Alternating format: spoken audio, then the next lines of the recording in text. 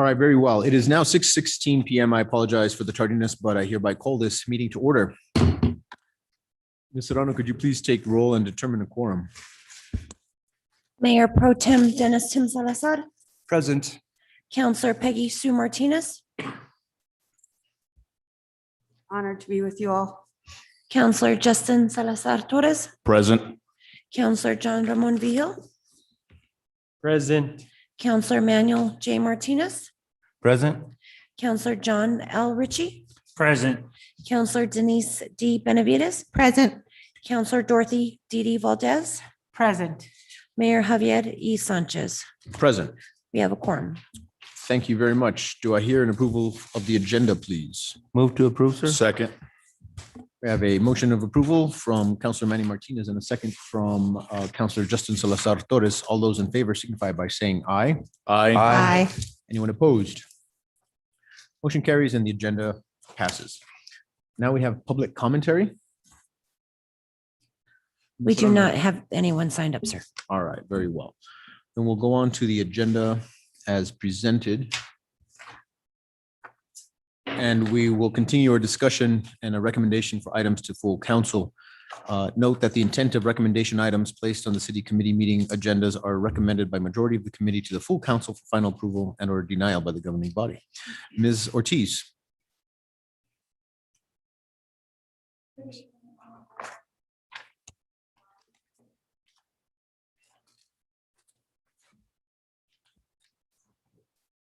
Good evening, Honorable Mayor, members of the governing body. We come before you tonight to continue our discussion of the FY22 interim budget. City Manager, do you have anything to say before we start? Thank you, Ms. Ortiz. Thank you, Honorable Mayor, members of the governing body. So before you, I believe this is pretty much a continuation of last week's work session into phase 2, if you will.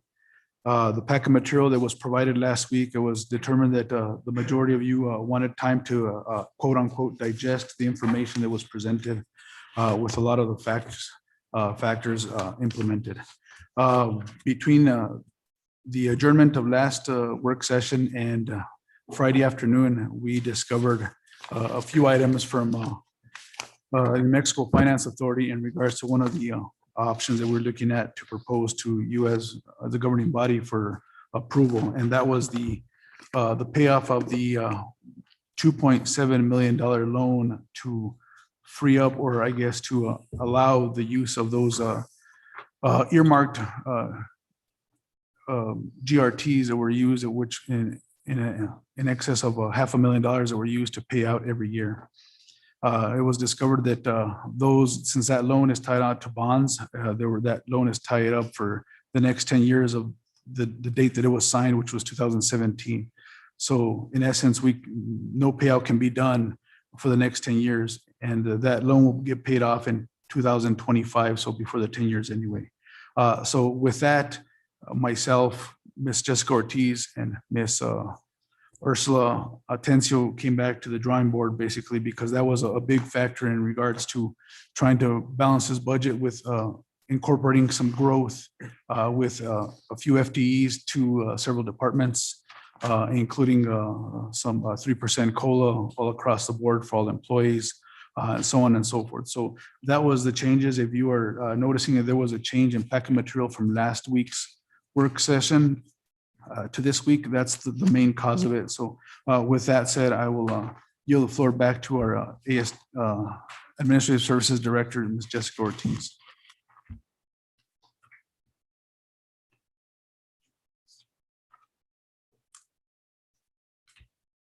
My apologies. I open to any questions if anybody has questions for me at this time in regards to what I just mentioned. Mayor Pro Tem Dennis Tim Salazar, go ahead. Yes, thank you, Mayor. I'm not sure if this would be for our city manager or our city clerk. I just want to verify that we are doing things correctly.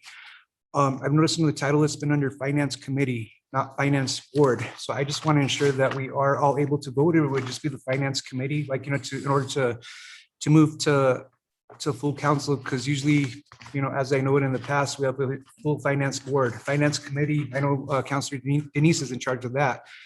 So again, I just want to make sure that we're all able to vote on the meeting today, or exactly how that would work, because it's title Finance Committee, not Finance Board. Thank you, Mayor Pro Tem Dennis Tim Salazar, and my apologies on that. So that should have read finance work session.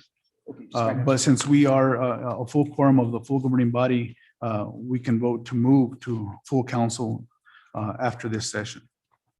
Very good. Thank you, sir. Appreciate that. Very well. Any other questions for city manager? All right, seeing none, we'll go on to you, Ms. Ortiz. Go ahead. Okay, thank you. So here is our version 1. This is essentially everything that we talked about in the last work session, except for the payoff of the loan of $553,000. And so as the city manager said, when we learned about that on mid-Friday morning, afternoon, we had to come back to the drawing board, kind of, put another proposal together and look at, where we could help balance this budget. So looking at our version 1 and this, so the packet material is pretty much the same that I presented last week, like I said, for the exception of the loan that we had in here as a request payoff. You'll see that it's no longer there, pulled out, it's entered back into the budget. So this is kind of a summary sheet breaking all of those backup sheets. So the first version, and looking at our general fund revenue, what we did was we started off with our FY21 budget. So you can see we had budget of $10,653,800.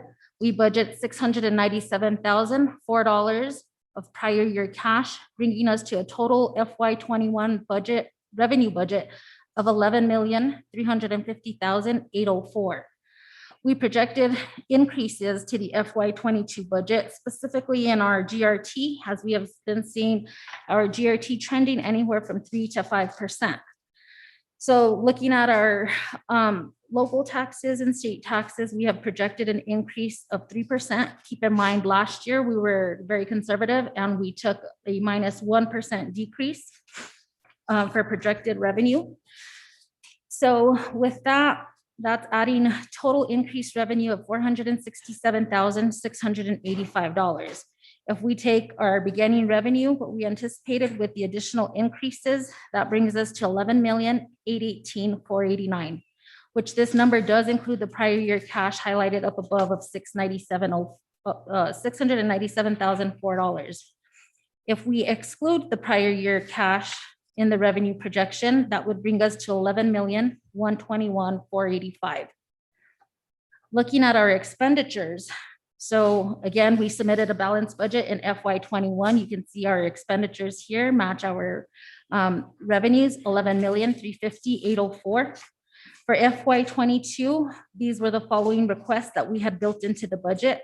So you can see a 3% COLA for all staff. And again, this is within the general fund of about $191,000.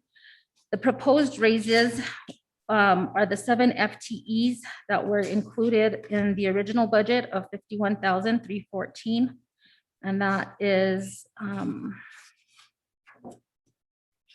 on page 10, where it says proposed general fund. And these 7 FTEs. So that's what that, even though the number says $59,875, it's not that total amount because we have the city manager, the planning director, and the general services director. They all charge a portion of their time to enterprise. So that's why you'll see that 59,000 is really 51,314. We've also included for minimum wage increase from $10.50 to $12. So that was the impact of $12,250. We have a para increase due to Senate Bill 90, which added an additional $24,000 to the budget. We had looked at unfreezing positions. So the court clerk, we had talked about unfreezing that position and moving the FTE to the fire inspector. The paralegal, we unfroze that position and moved the funding to $69,378 to up the professional services, claims, judgments, and settlements line item. We proposed unfreezing the community services admin for 51,209. The difference of the code enforcement building official from what was budgeted to is 23,748. Our streets service worker, 40,207. A GSD worker, 54,364. And then the public safety aide, we have proposed moving that to the fire inspector. Looking at new proposed FTEs was our custodian, moving them from part-time to full-time, so from 50% to 100% FTE. Firefighters, so this includes 2 new proposed firefighters, a total budget of 136,000. So that's at 68,000 per FTE. We're looking at a housing coordinator for 75,849. And then we also have a vacation payout request for the fire and police department, total of 23,683. So the total labor is 800 and I don't know if that one didn't update.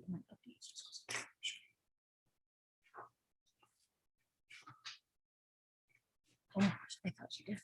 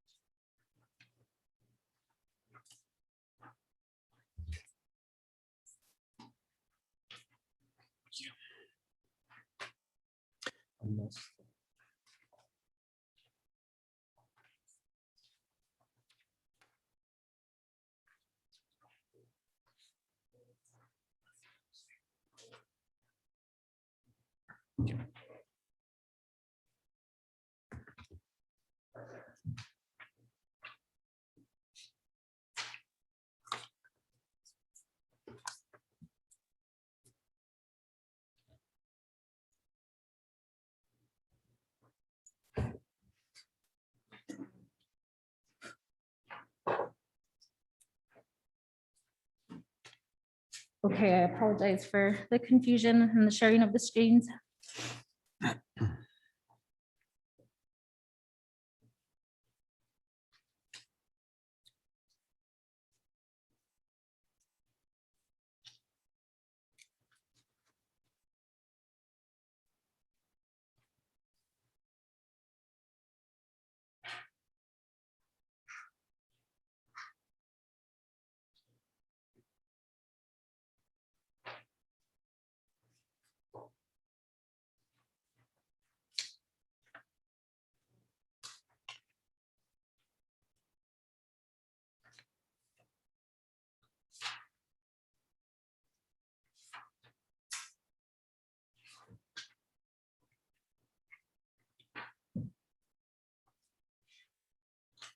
I don't know, maybe it didn't update it. But it's still coming.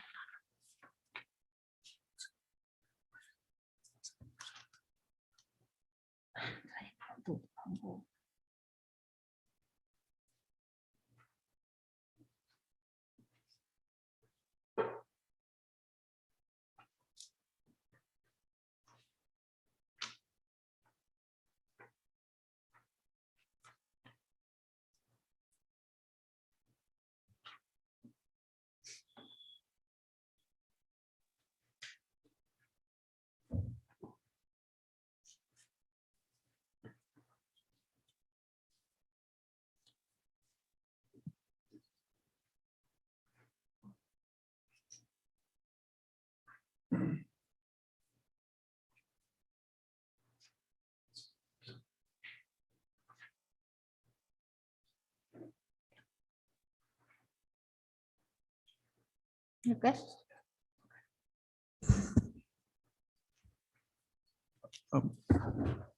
My apologies. I don't mean to interrupt, Honorable Mayor and members of the governing body. Ms. Ortiz, can you clarify some issues on this? So on the left side for FY 22 projected summary, you have included prior cash of 600,997.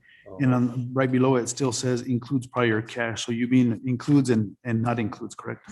And it should be includes and excludes. And I probably just typed the same. So yes, the bottom one, it should be excludes. Right in here, prior year cash of 697. And just for a little bit of clarification also, when I was doing some research on using prior year's cash or not, I think I've come to a little bit of a better understanding for what it truly means. And it's not necessarily a sweep of last year's cash in terms of if you looked at it as profit and then you brought it to this year's budget and added it. What it really does is leave inside of the budget full value, I guess is one way to say it. And the way we looked at it last time when we saw how large the water budget was, for example, it's because we look at if every single open position were filled, for example, at the maximum rate that each of those positions can be held at, that's what the budget would be. So in a sense, there is relevance to keeping that, maybe just changing the word prior year cash. I know that that's what it's called, but it's a bit of a misnomer in that it's not really cash that was left over last year. It's more of a plug and an understanding that yes, should we comply and magically find a position and have everybody at our maximum capacity, then yes, that would be taken over. But there is some relevance to keeping it in the budget because, as we all know, it's harder to add anything year over year. If let's say we take it away and then next year we realize, well, we still need that one open position or we still need to fill these others at the proper wage, it's harder to add it to the budget than it is to take it out. So that's where I see some relevance in keeping it in there.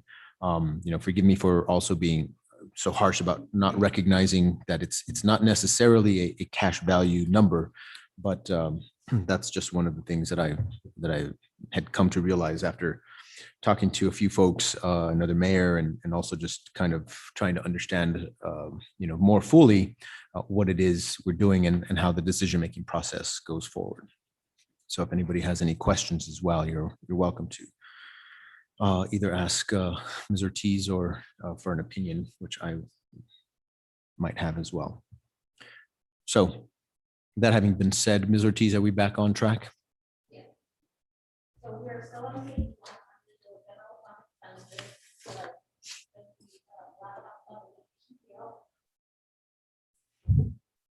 thank you. And then under the non-labor requests, we have a total request of $238,513. So $30,000 budgeted for the pathway shelter, our general insurance, and actually we assumed a 20% instead of a 7%. We thought that was kind of low, just with the notice that we had received from our insurance. We just want to be more on the safe side, and so this is a 20% increase. So we had accounted for an additional $136,000. That number is still pending. We have a meeting with the broker tomorrow, so hopefully he'll have some numbers by then. If not, kind of get a feel as to where we're going. In the senior center, there was an additional request for $12,163 for food and supplies. In HR, $4,047 for certifications and dues, $30,000 for the municipal election, $8,600 for planning and land use for professional services and professional development and subscriptions, and then a total of $17,072 for fire, for maintenance, vehicle, and employee professional development, bringing our total FY 22 expenditures to $12,461,078. So if we come over to the box in the left where it says FY 22 projected summary, the first scenario is our anticipated revenue of $11,000,008, including prior year cash of $697,004. Our expenditures are $12,461,078. So that still leaves us negative $642,589. And then if we look at the revenue below, 11,121,485, that excludes prior year cash. And our total expenditures remain the same, 12,461,078, for now a negative variance of 1,339,593. So after looking at this first version, city manager Ursula and myself, we went back and we said, well, how could we balance this budget? So it brings us down to version 2. Do you have any questions on version 1 before I move on to version 2? We have a question from Councillor Justin Salazar Torres. Go ahead. Thank you, Honorable Mayor. And I know we're just regarding options. However, I'm wondering under the 30,000 that's allocated for the pathway shelter, where was this discussed and what is this to be utilized for? I know it's been brought up in the past that, we allocate monies towards the animal shelter, et cetera, but we own those facilities. In this sense, I'm wondering where this came about and what is this going to be allocated to? Honorable Mayor, members of the governing body. And thank you. That's a great question, right? So, in the past 6 months, as all of you are aware, the city has got a lot of heat in regards to the homeless population within the city. And where we've been called out to relocate them or to clean up where they left off. And so we've been trying to figure out as to how the city will help out and contribute and maybe assist the homeless shelter. That was one of the options, as maybe allocating a yearly fund for the homeless shelter in this capacity, just like we do with Northern Rectal Regional Arts Center, with the animal shelter, and with the YMCA as well. So hopefully that answers your question, sir. Follow up. Yes. Is this for operational use or, I'm just curious what they're going to be using this $30,000 for, and how is this? Are they going to be coming forward with a request asking, hey, we need $10,000 for this. Hey, we need this. And then therefore we go ahead and cut them a check, or are we just giving them 30 grand for the year for operational costs? So Honorable Mayor, members of the governing body, Councillor Justin Salazar Torres, again, those are great questions. That has not been determined yet. Neither the solid a number that was neither requested by the pathway shelters in any sense of the word, but just looking back how they've come to the city and asking to use our facilities in dire needs to house overstaffing with the use of the Lucero Center. So with this would be allocated, a monthly, quarterly, or a one lump sum payment once a year. Councillor John Ramon Vigil. Thank you. Going a little bit further on this, have we verified with DFA fiscal responsibility that we're allowed to do this? I know with the youth center and such, we own those facilities, but this is also public funds for a facility we don't own, and technically we're not with a JPA or any sort of MOU between these two entities. So I have a big concern with that. If we verified with DFA, if we legally are allowed to support a technically 501c3 nonprofit. Thank you, Honorable Mayor, members of the governing body, Councillor John Ramon Vigil. Again, this is just a work session, and in regards to what we do on this, it's not guaranteeing that they'll get these funds, but we're just trying to figure out a way on how to alleviate the community's needs and requests on this. Now, there is a stipulation within the anti-donation clause that we're allowed to help the sick and indigent, with the pathway shelter and their daily duties. That is pretty much helping the indigent, and that falls in line with assisting them in that manner. So follow up, Mayor. Yes, Councilor. So that's perfectly fine, but this is a potentiality to be adopted. So my concern is executing an MOU or a JPA with this entity before we can even go down that route. I hate doing hypothetical things if we haven't even actually looked at legally we can do this, because I don't want misconception to occur. This is already a public document out in the public. And so I'd like us to get all our ducks in a row to make sure we can actually legally do this. Thank you, Counselor. We have Counselor Denise Benavides. Go ahead. Thank you, Mayor. So I know that during the meeting that I was in, we did discuss a couple of options. We talked about possibly the others that we give donations to now, such as the animal shelter, that, maybe we would cut some from the monies currently being given to them to support this 30,000. And I guess my other concern is, I am an advocate for the homeless, I always have been. But the other concern that I have is that we have not even had a conversation with the shelter, the executive director, or any of the board members, because I've run an entity such as the homeless shelter. And my question would be, are they up and running? Are they reporting to HUD now? Is HUD funding them? And to what capacity are they funding? Are they requesting any grant funding from MFA? What kind of operating cost funding have they received or have they applied for? So there's a ton of things that, they can be doing to fully support the operation. And also the operation of the hotel that they're currently running to house what they're calling transitional housing, which it's difficult for them to call it transitional housing, because to me, you're putting the horse before, as we say. There are certain things that should be done with the shelter that, in my opinion, we should have a conversation with them before we do this, because I think that, maybe there's some education that can happen there to fully assist them. So, I'm hesitant as well. And I think, it's definitely a discussion item for us.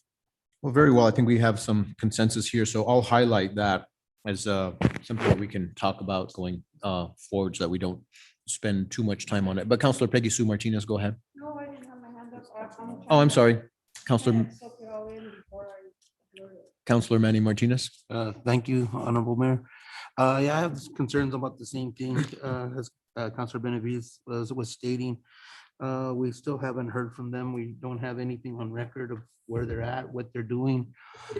We've also had another entity from Taos that was working with the homeless underage. Would this open that entity to request money? If we start giving money to one entity, how many more are going to come down the line saying, well, you supported this one, now are you going to support us? So I have a problem starting to set that precedence, especially since we have not heard from them and seen where they're at. I have heard mixed things when it comes to the public, when it comes to the homeless shelter, in some cases stating that they're not open at all. And to some that their transitional housing that they called it have actually been where it's not being used for that at all. Some are just staying there basically. And so I do have some concerns with that before we start giving them some money. I think we can assist them, and I think we should, but I don't know if it's with giving them a blank check of $30,000 or any other funds like that, until we know exactly where they're at and what it would be used for, or to see how else we might be able to assist them in a different way that might be more beneficial to the homeless than to actually help the homeless shelter. But when you consider that when they did do the cleanup in Ranchitos, there was many of the homeless that refused to even go to the homeless shelter. So my question is why? Why would they refuse to go to a place that was there to assist them? So I think these are the things we need to look at before we write a blank check to them.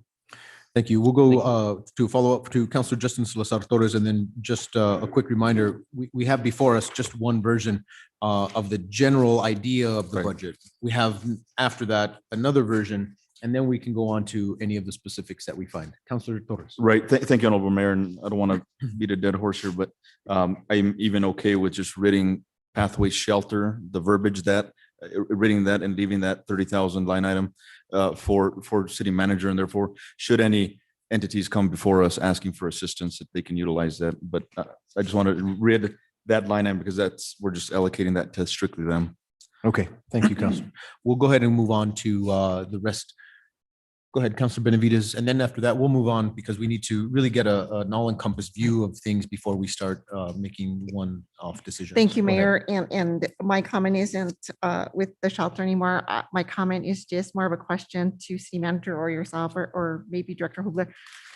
Have we discussed or thought about yet the funding that I think we already received? We hadn't as of last week, I think, but what plans we have for that? I'm hoping that some of that can get put into the general fund as revenue. Well, let's, Is that for another day? well, no, it's very relevant in today's conversation, but let's make it its own subset. So Okay, sounds good. why don't we go on with version 2, and then we can maybe get back. an update on that ARP funding, and then go back to each of the 2 versions that we Items. have. Okay, great. Thank you. Thank you. So just for a point of clarification, still on page 1, version 1, off to the side here, we have ARP funding.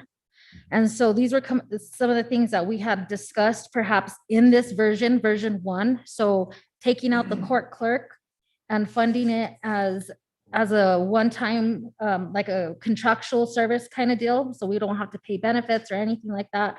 If this is something that we're looking at to help get them caught up with the backlog of their work. HR has also requested a compensation study. We just kind of put that out there. And then also we had included the E911 JPA for 92,000. So we had talked about in this version, moving it from the general fund to ARP.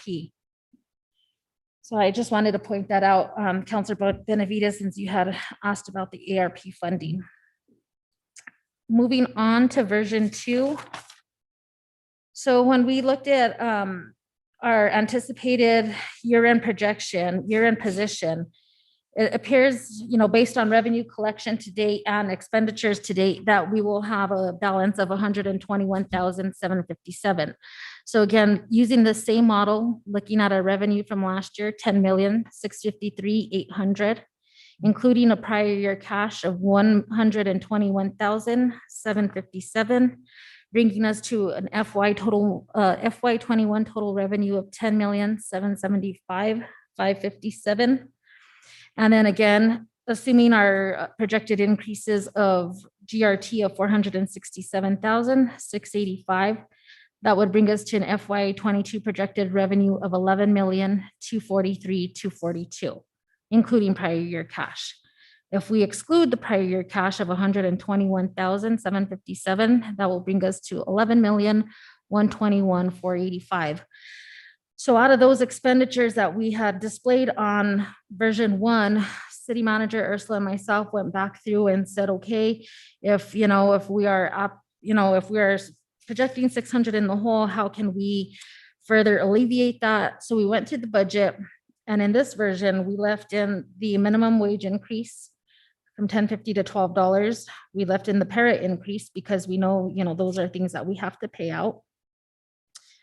We also left in the custodian, moving them from 50% to 100% because we only have 2 full-time custodians for the city.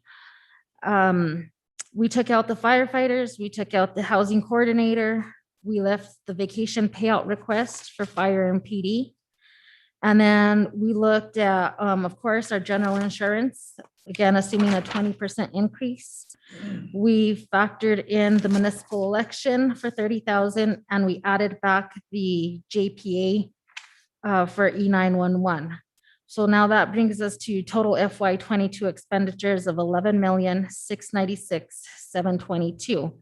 If we utilize, so moving to our option A here on the left-hand corner, if we were to utilize the prior year cash that we are anticipating just for this fiscal year of 121,000, that would still leave us negative 453,480.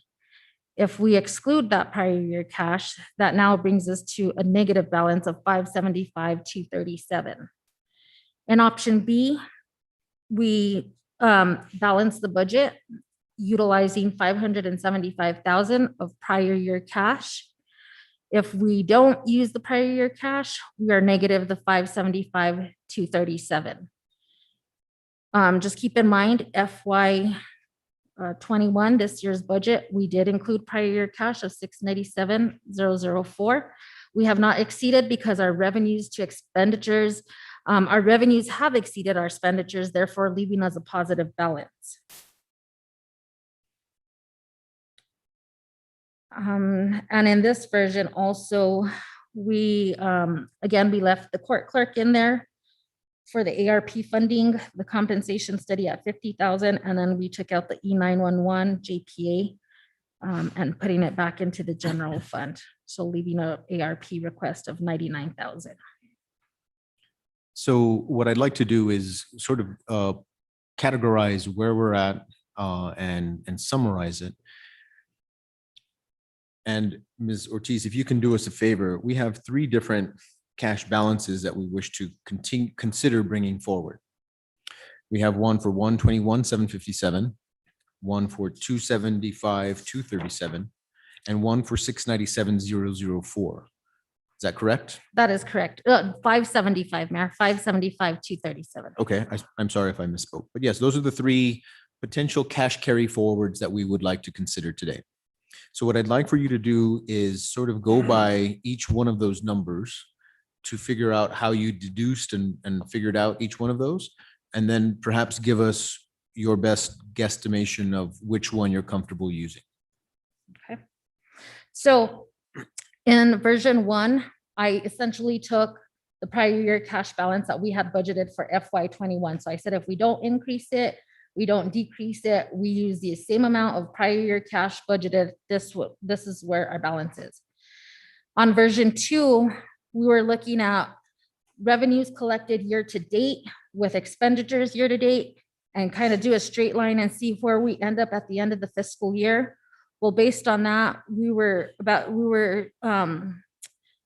expected to have 121.8K at the end of the fiscal year. On version B, that is simply just saying, okay, if we need to balance this budget, we would utilize 575,000, which is less than the 697 that we had budgeted this year. I ran some quick numbers a while ago just to kind of see where we're at, because like I said, when we factored in these numbers for, they were utilizing April month end, we have seen an increase in our GRT for the month of May. And so I just ran a quick projection looking at our budget. And so as of today, revenues to expenditures, we are at 432 to the good. So we have collected 8,990,000 in revenues. We have expenditures year to date of 8,558,000, leaving us with the positive balance as of today of 432,000. So, you know, it could be more than that 121 that we're projecting, just because when I ran the numbers in April, that's what was trending. But as I mentioned, we did see an increase in our GRT for the month of May. So that's how we came up with the prior year cash, was using, you know, status quo, using the same as FY21, reducing it to the projected number that we had at the time of 121, or balancing the budget with 575, which is less, 122,000 less than the 697. Without taking the complete versions into mind, again, which of the 3 that you've described today would you be comfortable using as our cash carry forward? I would feel comfortable utilizing the 697. As I mentioned, you know, since I've been here, we've utilized prior year cash. We've budgeted prior year cash every year. I think the only year from 2010 to current was 2012 that we didn't budget for it. And it ranged anywhere from 200,000 to 800,000. And, you know, just looking at our projections year to date, looking at our revenues and expenditures and us having a positive balance, I feel comfortable knowing that we manage revenues to expenditures. We're not in the deficit. We're not dipping into reserves. So I feel comfortable with the 697,000. And as I said, all the years that I've been here, 7 years and doing this, there's never been an issue. All right, thank you very much. So I think the way that we'll proceed is have a discussion on perhaps that issue. and then maybe using consensus, move forward with one of those and then determine what decisions we need to make at that point. Counselor Peggy Sue Martinez, you have your hand up. Go ahead. I had my hand up, Mayor, prior to you touching base on that, and that was my question, like, why are we dealing with different amounts on prior year, like prior year's balance should be prior year's balance? So I understand what Mr. Ortiz is talking about, that 687, we sort of used that as something the year before, but I was even uncomfortable with it then, even though it landed up being okay. You're talking about 432,000 right now in the plus. So I would be cautious not to go too much higher than that myself. That's where I'm at on that thought. Thank you. Thank you, Counselor. Do we have any other comments or questions to flesh this out a little bit so that we can all come to a better understanding?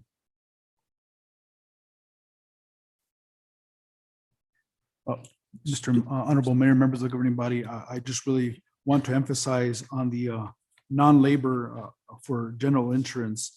Right now, we don't have a solid number to plug in. You know, we met with our insurance broker that we've selected, you as a governing body selected. And at first, we anticipated maybe a 7% increase in our premiums. But in talking with our broker, and I'm going to use the term that he used, quote unquote, shoot for the moon, meaning it's going to be a lot higher. So we've had numbers and talking with our HR director, with finance, and we thought, okay, well, maybe a 15 to 20%. And we decided on the side of caution to go ahead and try to budget for a 20% increase. But like I said, we don't have that solid number figure until tomorrow when we meet with our broker. Thank you.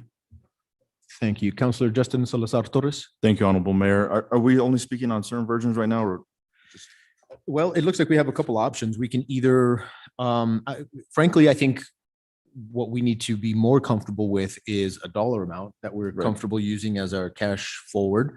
And then, deciding at that point what we're going to have to cut in order to balance the budget. Does that sound fair to you, Ms. Ortiz? Ms. Peggy Sue Martinez? And concerning the amounts that we got on both versions with the insurance, one showing a 7% increase and the other version showing a 20%, but the amounts are the same. Right. I think that's a So- typo. Yeah, so we need to be cognizant of Yeah. that error there, because that could go up to 145, 150. So it's appropriately dollar valued at 136 for a 20% increase on both of them. Even though it says 7%, that's the typo. So when it says 7% at 136, then that was an incorrect amount on the first.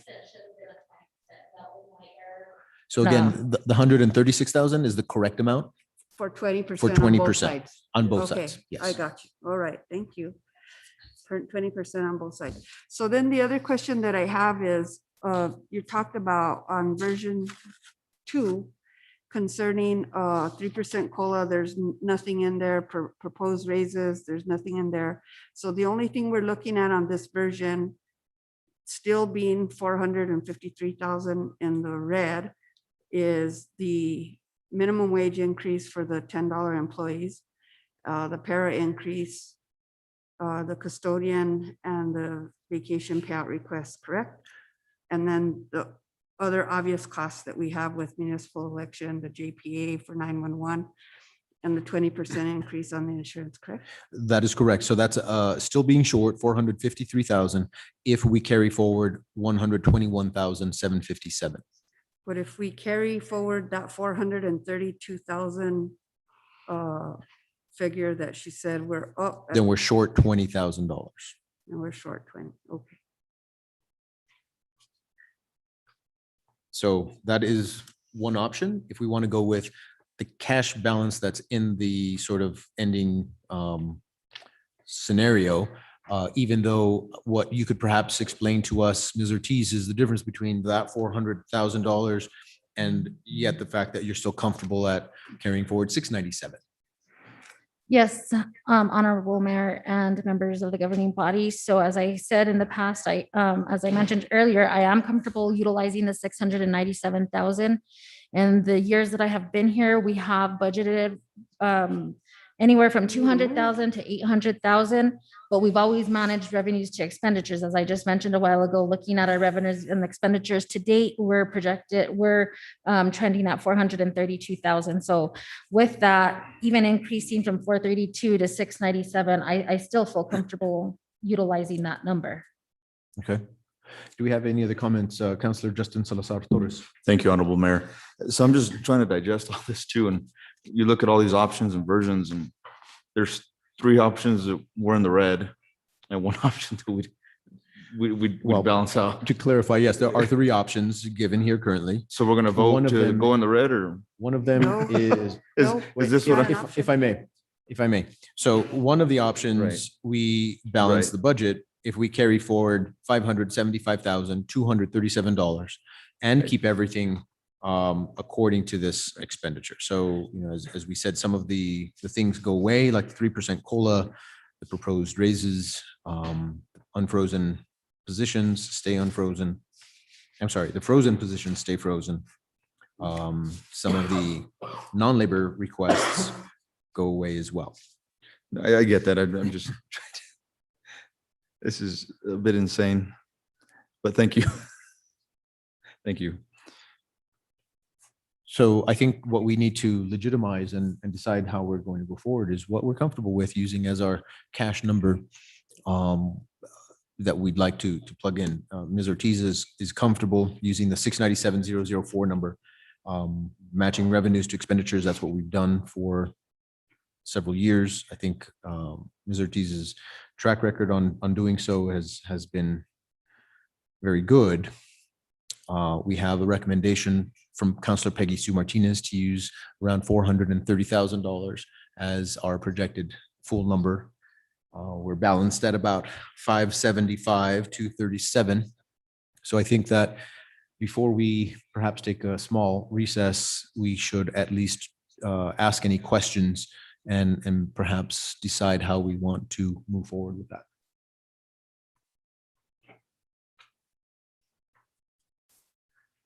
I'd like to perhaps put people on the spot so that we can answer questions that we may all be thinking about, but not really verbalizing. And it's okay to not fully understand. So we'll start at the end with Ms. Didi Valdez. If that's okay, I'm going to just ask what is perhaps troubling. Welcome to say whatever you wish. And we won't hold it against anybody because these questions are difficult to answer. Thank you, Mayor. I guess I have a question on version 1 where it says proposed raises, 51,314. So those were the raises for the city manager, grants manager, planning director. Is that who we're talking about? That's there? correct. And they total that 51,000. Okay, so I guess I have a question where city manager's salary would increase about 20%. Where did that figure come from? And what was considered when coming to that? Thank you, Councilor. That's a Salary. good question. City manager? Thank you, Honorable Mayor, members of the governing body. So looking at it, we did not. And actually, I apologize. Allow me to answer part of that question first, and then you can get to the specifics on a number. Is that okay? One of the considerations that I made was this, and perhaps now in public, it'll be public, but we're looking at the county of Rio Arriba potentially moving people around. And one of the things that we wanted to do is recognize that some of the positions were perhaps out of sync. And so we decided that some of those positions needed to be looked at in terms of where they were on salaries. And so city manager, you can go ahead with any specifics there.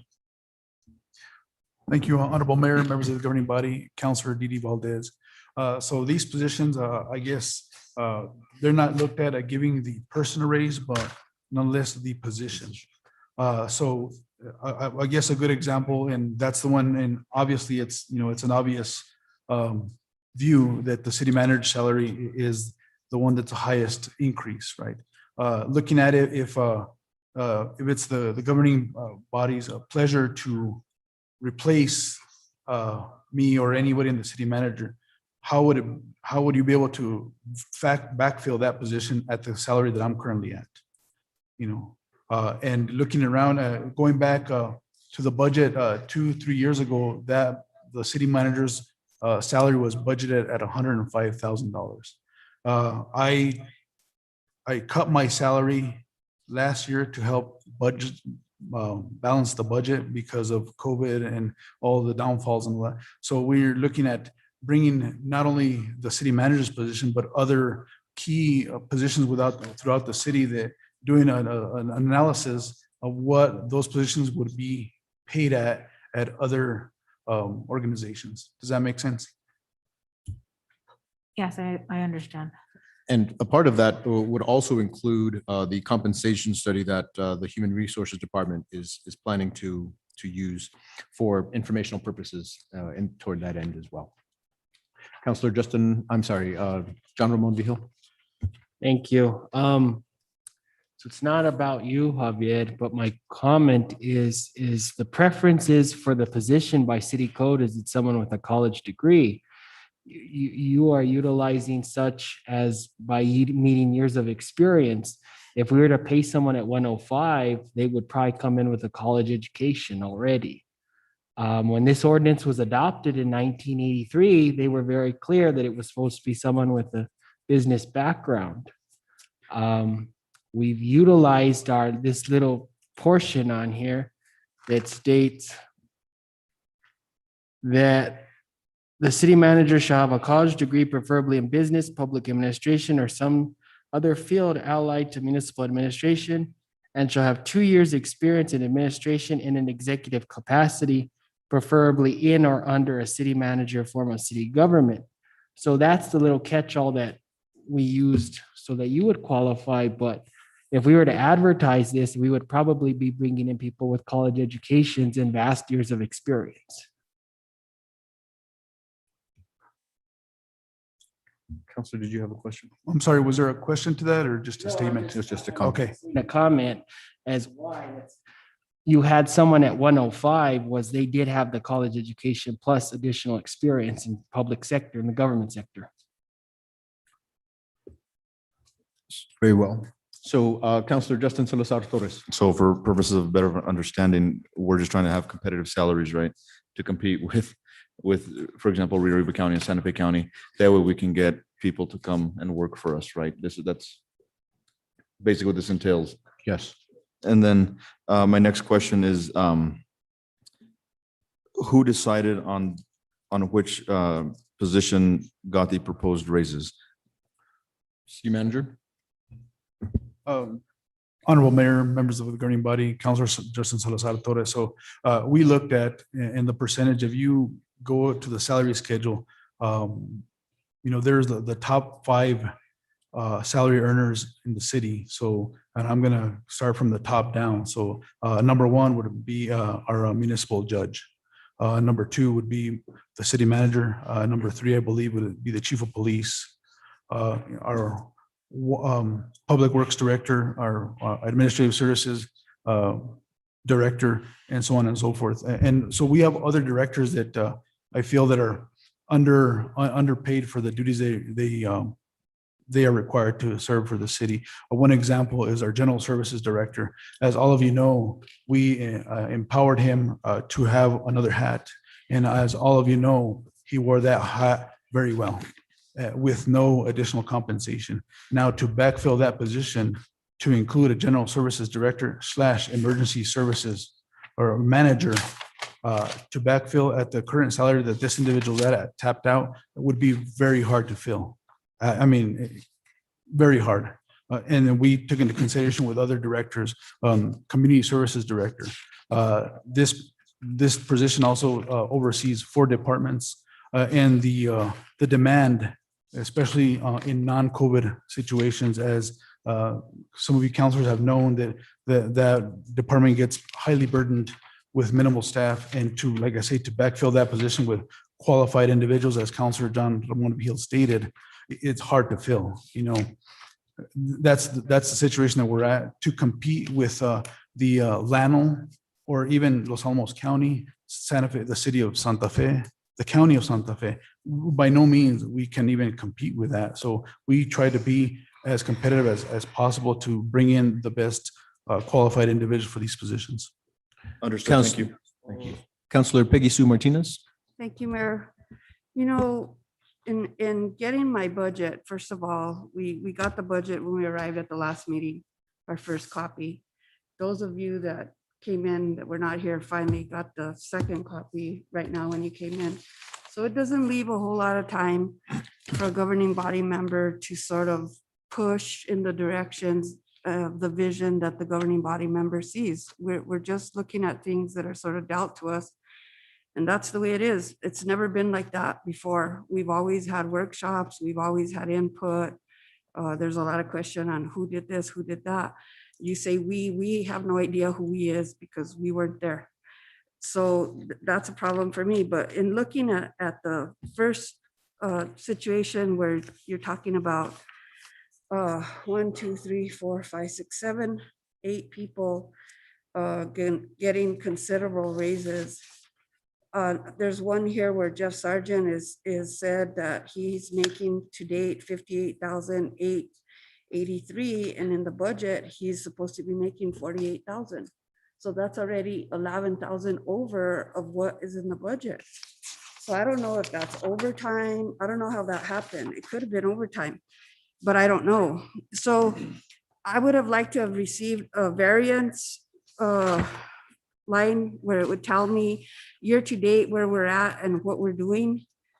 The way that it is we're just getting that ambiguous number. We don't really know where the variances are. And to be honest with you, you're looking at these 7 people receiving anywhere from 20 to 15 to 12% increases, which I agree that a lot of our staff are underpaid, but I also feel like Jessica works just as hard as any of you. She's not on this list. Mr. Steven Trujillo works just as hard as any of you. He's not on this list. So those are the things that concern me. Like how do you pick and choose just 7 people when we have staff that make $10 an hour? I just don't agree with that thinking at all. I think that there's a way to do this, and the best way to do it is to be fair with the staff in general, with everybody. So for me, I really feel like taking that out of there is probably the best thing that I see on this version 2. I have no issue with raising the year-to-date balance a little bit, Mayor. I would be a little cautious. I wouldn't probably go all the way up to 679, but I have no issue with going a little bit higher. But okay. I'm pleased that the raises for those 7 people are not in there. I do have concerns about that situation, and I really feel badly for those people that are working hard every day at the city, and they're only considering a 3% increase when we have 7 people that are considering a major increase, and some of them already got one when we didn't even know. So again, what we'll try and do is perhaps truly focus on the dollar amount that we're going to use to carry forward. And then at that point, figure out what we need to cut from that budget. Councillor John Ramon Vigil. I also wanted to know, Jessica, when we were doing this little study of competitive wages, it's my understanding the city of Espanola contributes to PARA on behalf of the employee more than Riverview County and Santa Fe County, if I'm correct. Councillor John Ramon Vigil, Honorable Mayor, members of the governing body, I'm not sure what PARA, Rio Arriba and Santa Fe County provide to their employees. I know we provide a 75-25 split. And so if I'm correct, that's one of the things that we've used is to be competitive. Additionally, I wanted to know for Ms. Serrano, our city clerk, I see the proposed salary increase, and I wanted to know exactly why she wasn't making that already as the interim. And last I seen on reviewing last year's budget, Melissa was making 65. So I did want to see why we have Angelica doing the same position with no deputy, and she's still making less than what Melissa was making. I would have to defer that to city manager and HR. Oh, yes, thank you, Honorable Mayor, members of the governing body, Ms. Peggy Sue Martinez. Did you want to address before I? Okay. Yes, Counselor John Ramon Vigil. So in how it was worked in the past, when an individual was appointed as interim, we primarily, and the policy states this, not just with appointed positions, but any interim positions that are appointed, i.e. From a supervisor to a director. The policy states that they get a 10% increase or the bottom of the pay scale of that position that they're going to go into, whichever one is higher. Does that also include appointed officials, which is the clerk, the chief, the manager, and the attorney? So basically, to keep in line with how we're working, that's why when I came in as interim city manager, I was appointed at the bottom pay scale of what was budgeted for that position. And so now with interim Angelica Serrano, she was brought in at the bottom of that pay scale for the city clerk, which was the salary she was receiving. Now, things have changed in the couple of weeks that we've determined what the path forward is with the city on this, but that raise has been adjusted to show just that. But does that make sense in regards to how we proceed on giving these salaries for interim individuals? My concern is, how do we have a salary schedule for appointed officials? We go by what was approved by the current or the past FY budget. If you look at a salary schedule for past positions, they vary from, I guess a good example, when I came in as interim city manager, the pay budget from my understanding was the range between 85 to 105. So I was brought in at the bottom scale of that, or a 10% raise, and it says whichever one is greater. So the bringing me in at the bottom pay scale of that was the greater amount of that and the 10%. And so that's how we varied as to what was allocated. So now last year with the budget, we cut off all budgeted amounts and went with actuals. So that's why if you look at the FY21 budget, or excuse me, the FY21 budget, it doesn't show any salary increases on anybody. They were locked in at whatever the salaries they were currently making at that time. And we took off the budget off the top of all salaries. Does that make sense? I suppose. I don't understand how we have a salary schedule. So it sounds like we're trying to use a salary schedule for a general employee population for appointed officials. Well, the city policy does not differentiate between appointed. The only difference it states is by ordinance and how they get appointed. It doesn't state anything as to how their salary is justified. So this is possibly something we can review and consider. Councilor Peggy Sue Martinez.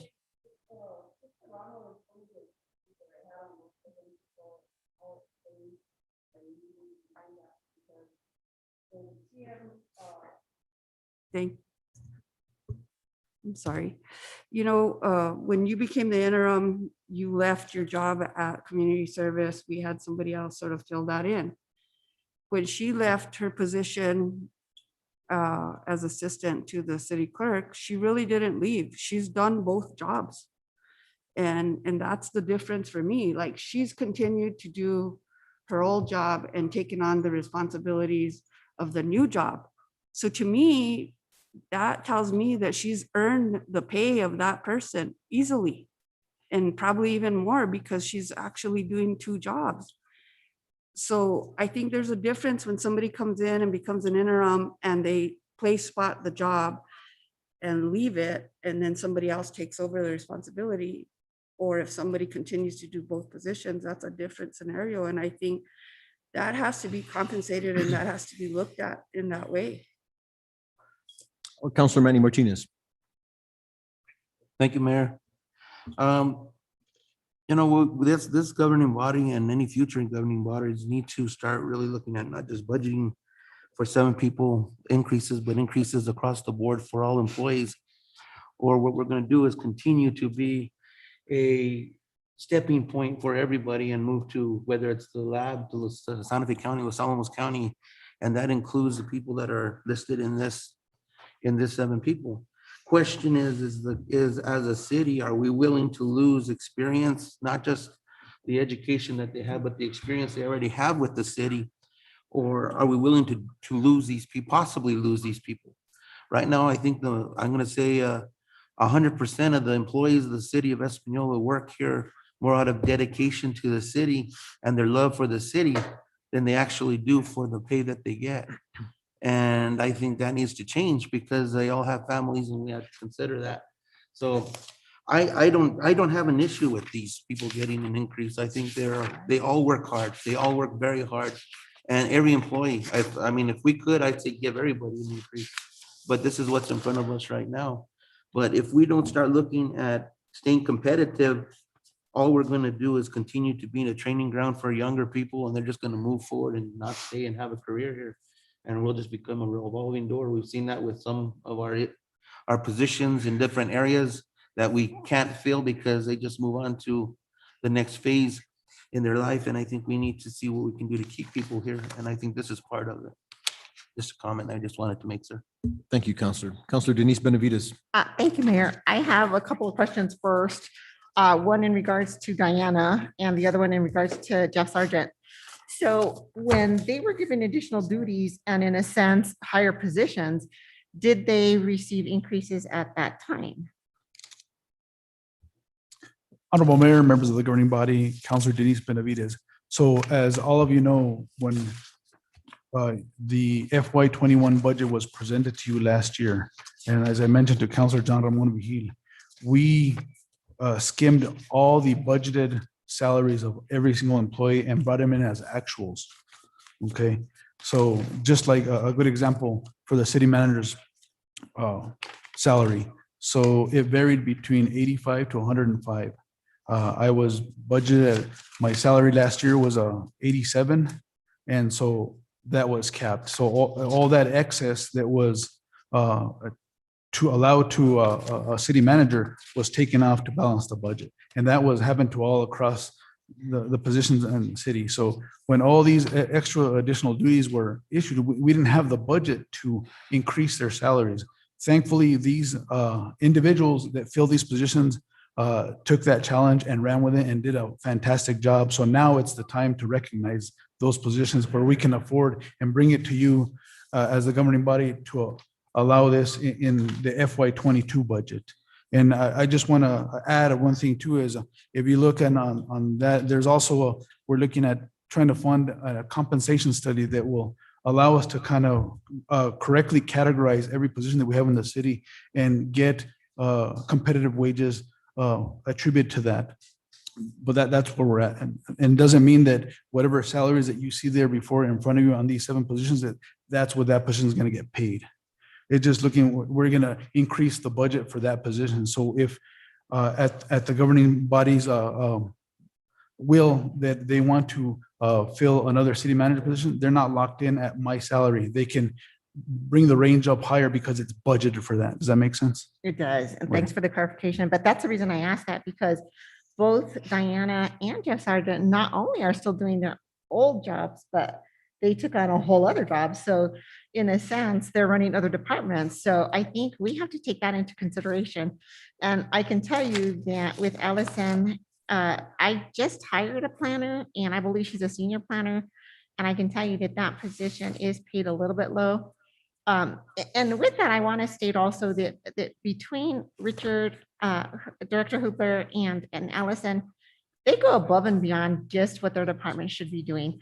I mean, if it had not been for Allison applying for that grant with Teresa Ledger Fernandez, we would never have received that $1 million that is going to make a huge difference for us in trying to complete broadband for the entire city, Rio River County, Santa Fe County. That's huge for us to take it upon themselves to do those types of things. I mean, no one asked them to, they just did. So I think that, somewhere along the line, we've got to figure out what we can do to compensate our employees and to set kind of that example, that they do go above and beyond. But with that being said, I mean, there are other directors that do exactly that. And so I guess the other question I have is that our HR director is not here tonight, and I don't know what role she plays or doesn't play because I rarely hear from her. So, I mean, I think we're going to pay for a compensation plan, but I don't understand, what she does or doesn't do. I, in addition to the job I currently have, also do HR. So I'm not understanding what role she plays. And I get that we have a certain budget, but I think that, if we're going to compensate certain people for going above and beyond, I mean, like Councilor Peggy Sue said, Director Ortiz, I mean, plays a huge role as well, as does her entire department. So, I mean, at some point, do we give supervisors the option to give merit increases to their employees who may deserve and need it because they are underpaid? And so, I mean, I have several questions regarding that. I see several Director Trujillo, who's here tonight, his employees that they're paid so low. I mean, it's just nearly impossible to keep them. So I think that we do have to talk, like Councilor Manny Martinez said, across the board. We have to figure out a way to do that. I mean, I see our public safety, which should be, in my opinion, one of our main topics tonight. I think that we need more officers. We need to figure out how to get them. Same thing with fire. I see that we, on option 2, took out maintenance of your fire vehicles. I'm not sure that's a good idea. I mean, how are we going to keep up maintenance on your vehicles? Just those items like that. I'll stop there because I know Mayor actually originally asked a question. What is the amount we want, right? I appreciate that, but I think Yeah. that these discussions are helping to flesh out exactly how much we're going to carry forward. We have a comment and question from Councilor Justin Salazar Torres, and then we'll go back to Councilor Manny Martinez. Thank you, Honorable Mayor. I'm sitting here and I think it gets a little bit dangerous when us as a governing body are talking about just certain positions and who should get a raise and who not. That's out of our purview. That is none of our business. It goes to, we have individuals in management that deal with it. I think what we need to focus on is for one, get a dollar amount, because then you play politics, right? Oh, you can get a raise. Oh, you can get, and that's not our job behind this dais. But in other entities, what they do is, they do every other year, right? 1 year, all the professionals get a raise. The following year, the general employees get a raise. That way, I know we have a 3% COLA in here. However, you apply that to just every year to the professional raises and then the general employee raises, then therefore probably be a bigger lump sum at the end of that year. So I would recommend that here within the next month or so that we work on an ordinance that says on every even year, the professionals get a raise, and then the general employees on the odd years get raises. That way it's fair and it's a blanket all the way across, and saying, instead of saying you've been doing a great job, you should be the one getting the raise here, and instead of nitpicking at certain positions, I think that's a very, very dangerous road to go down. Thank you, Councilor. Councilor Manny Martinez. Thank you, Mayor. I just think that it comes down to value, and we need to start really valuing our employees as much as we possibly can. That's why I say across the board, we need to show that appreciation. A pat on the back goes so far, and every meeting pretty much that we have, whether it's in a committee or it's in full council, we talk about how much we appreciate these employees, and we do. But it's time that we also start putting that in their paycheck as well, so that we keep them. Because to just say it but not actually act on it is not a good thing at all, sir. And I think we do need to start looking at that budget-wise, not just on what we're doing now, but for the future, so that we can make sure that we keep these employees that we value so much. Thank you. Thank you. Mayor Pro Tem. Yes, thank you, Mayor. Pretty much what Councilor Justin Salazar Torres mentioned and Councilor Manny Martinez mentioned resonated with me. The word value, just like Counselor Manny Martinez has mentioned, is huge, I think, in reference to our employees as a whole, showing that we value our employees and not continuing to use this city as a training ground so they could move on to Los Alamos, to Santa Fe, to wherever. Also, as Counselor Salazar Torres mentioned, we cannot be picking and choosing as a governing body, as policymakers, positions or specific titles and who gets a raise and who doesn't. So with that said, I strongly do feel that this governing body within these next few months, this next, coming up, I think from the get-go, we need to start working on all this because, if you want to look at positions that are being shorthanded, now on the Public Works Committee, I think they're very shorthanded and they're underpaid, huge. And I really think that these employees deserve much more. But then you could go on to Planning and Zoning Commission. You could go on to the Fire Department being shorthanded for the longest time. They need more fire department personnel. Police department, we need more positions. You move on to the clerks. You move on to so it turns into each department as a whole throughout the city. So right now, I think in the immediate term, we have a deadline for this budget. It's what, May 31st, June 1st, actually. So I think at this point, I think we really need to zero in on this. We need to come up with some kind of final total. And then look, I think that as the mayor said, then start cutting from where we need to be to get this done. Because I think we could go on and on about positions and so on. But again, I think we need to put our feet to the fire, all of us, and get it done instead of talking, because there's so much that needs to be done, but we need to do this since the get-go. So as far as the next fiscal year comes along, we could be that much more prepared. But I think in the meantime, we need to get to business because we have a deadline due. Thank you, Mayor. Thank you. We'll go next to Counselor Denise Benavides and then to Counselor Peggy Sue Martinez. Thank you, Mayor. I agree with a lot of what's being said here tonight, but the one thing I think that we do need to keep in mind of as well is that, when you give an increase across the board, I don't always agree with that because you send the wrong message to those who aren't working as hard as those who are.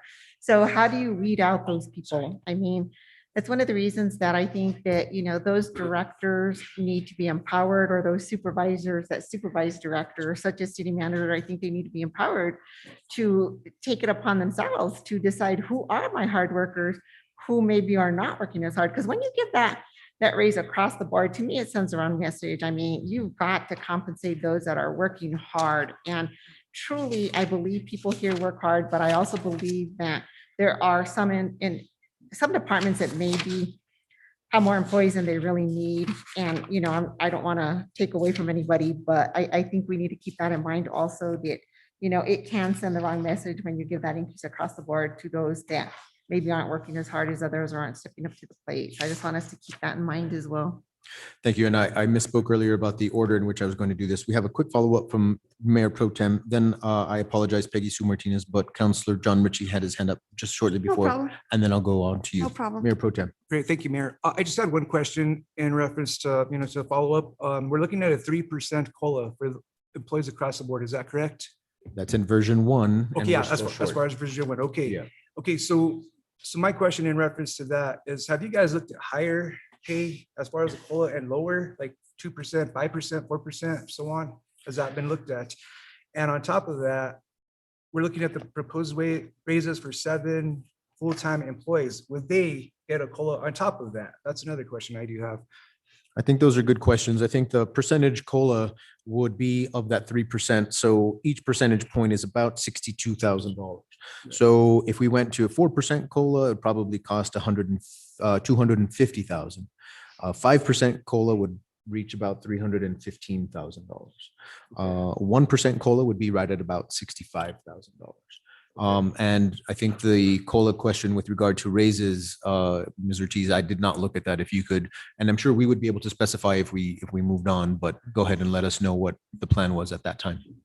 Yes, Mayor Pro Tem, members of the governing body. So the 3% COLA is for all employees other than those 7 FTEs that are proposed.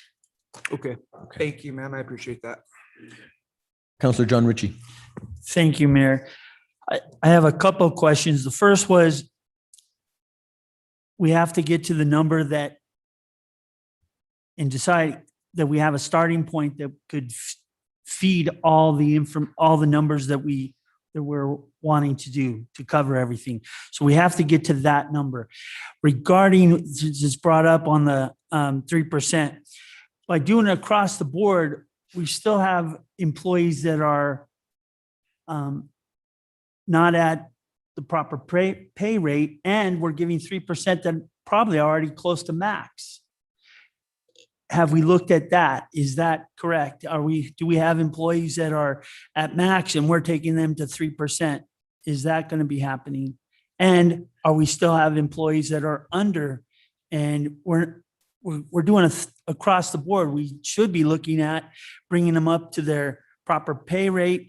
And if they're at max, they got to be looking at another position or to move up.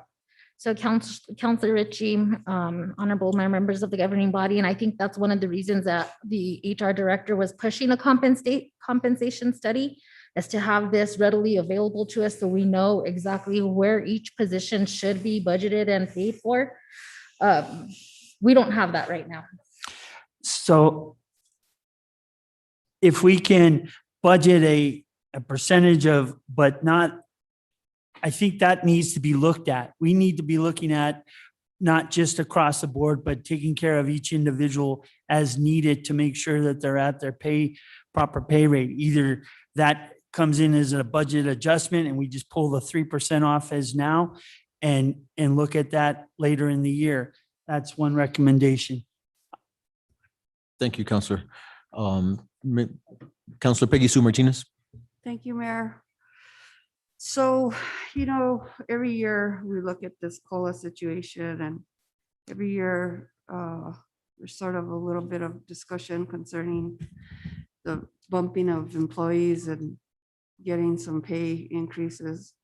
For me, I really feel like it's important what Councilor Martinez said concerning not being a training ground and getting ourselves on a pay schedule so that every employee will understand what they will get and what they will receive when they get certain trainings and certain certifications under their belt.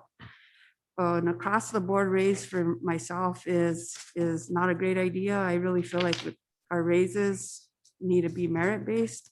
There needs to be an evaluation process. Every department head knows who's producing and who may be underproducing.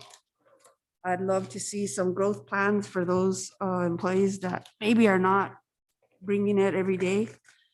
I really feel like pay should be based on the amount of energy and commitment you have in the workplace and the kind of work ethic that you bring daily. So across the board, to me, is not a good way to go, even though I do believe that our lower paid employees, and I'm talking about those that are paid $15 and lower an hour. I mean, to me, that's a shame. And I really feel like we need to pull those people up.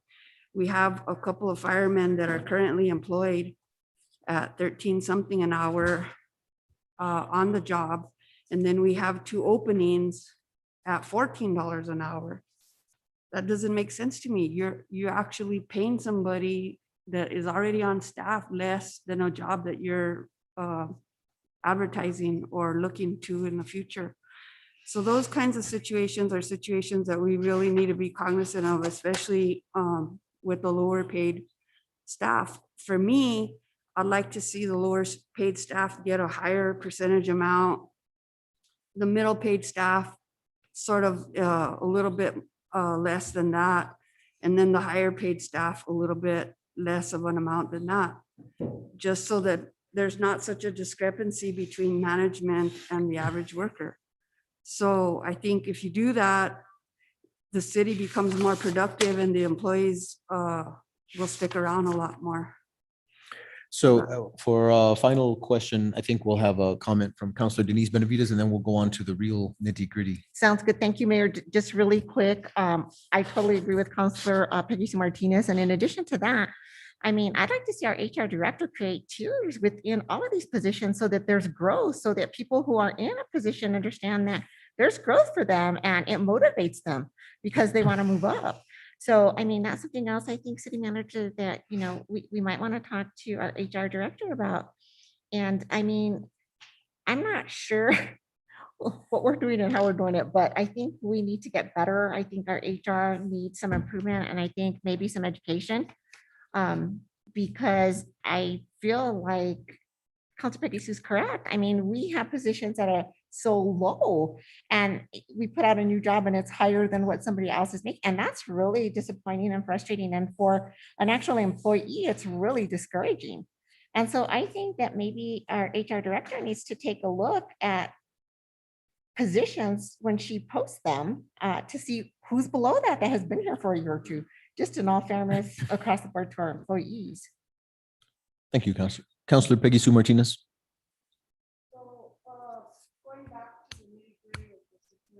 Oh. Well, I apologize. Before you move on, you were going to the right point, but I did want to make one final comment about where we're at with regard to human resources, how difficult it is to pay people. I think I heard mumblings just a second ago when we're talking about giving potential raises from someone who said, well, then let them leave. I don't think that's the appropriate way to look at positions.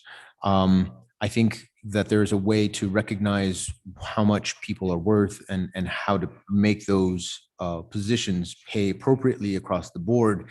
But when we're looking at a team and when we're looking at trying to build the group of folks who are going to go after our grants, who are going to keep track of all of the things that we have, who's doing our budgeting process, who is trying to shape, mold, and provide the vision that we can enact, it's a difficult task keeping that team intact. And I think that this is one way to do that. I think one of the consensuses that we've reached, and I don't know if that's the appropriate plural, but the way, the comments that I've heard are, we may frown upon raises that affect absolutely everybody. And maybe the goal is to reach individuals and see how we can better and more appropriately pay for the work that we're also getting, while at the same time keeping a growth plan in place, because everybody deserves a chance. And that's one of the difficulties there. So Councilor Peggy Sue Martinez, I apologize that I interrupted your comment.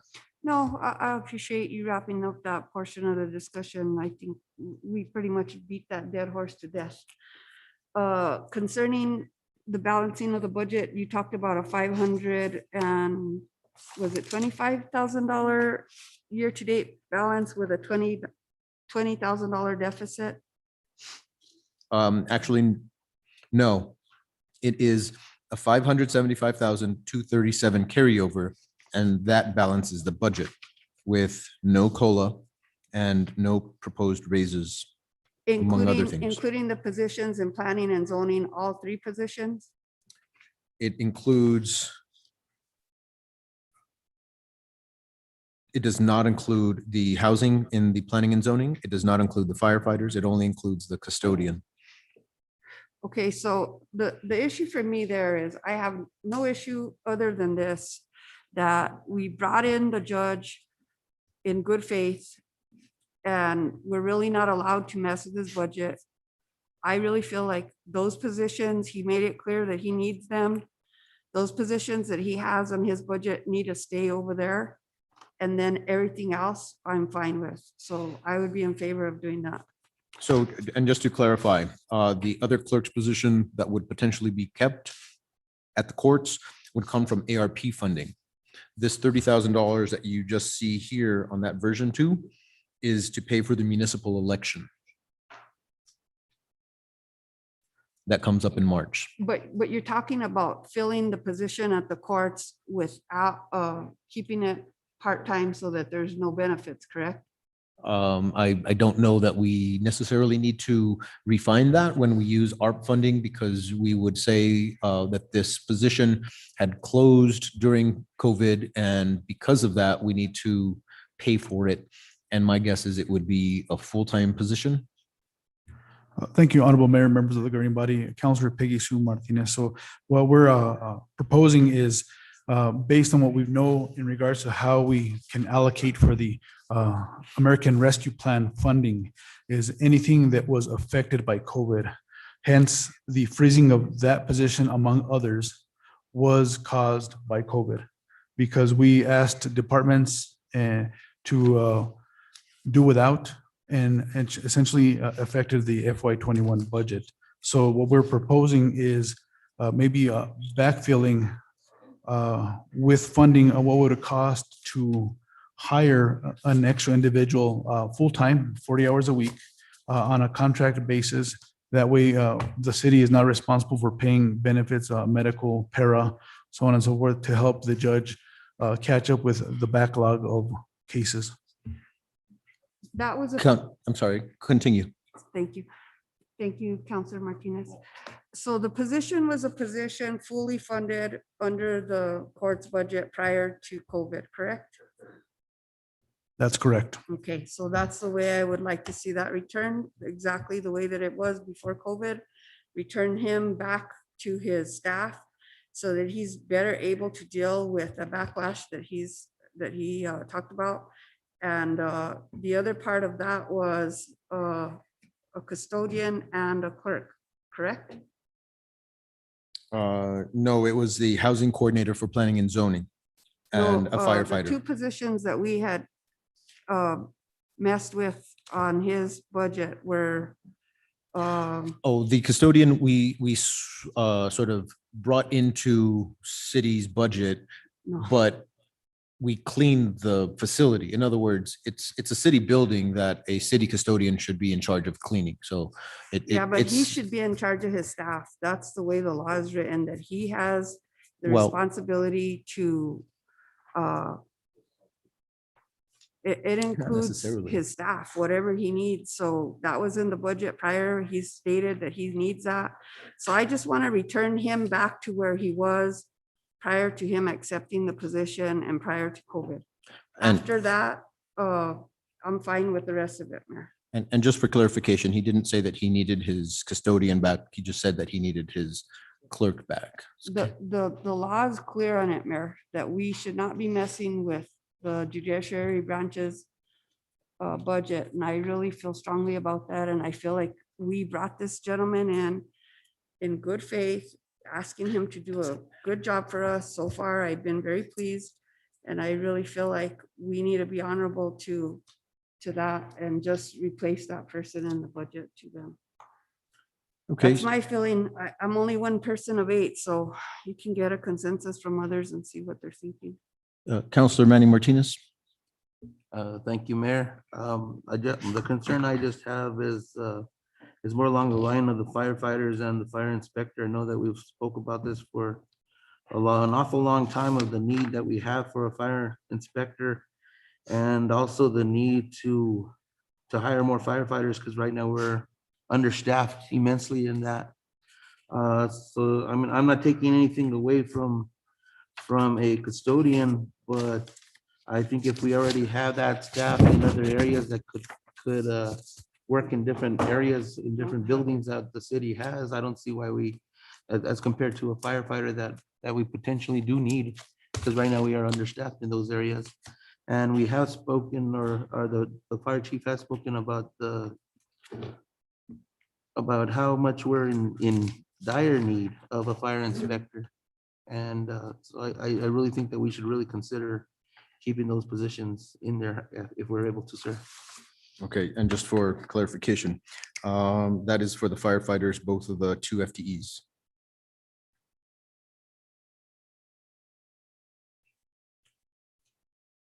At on the first version is where they appear.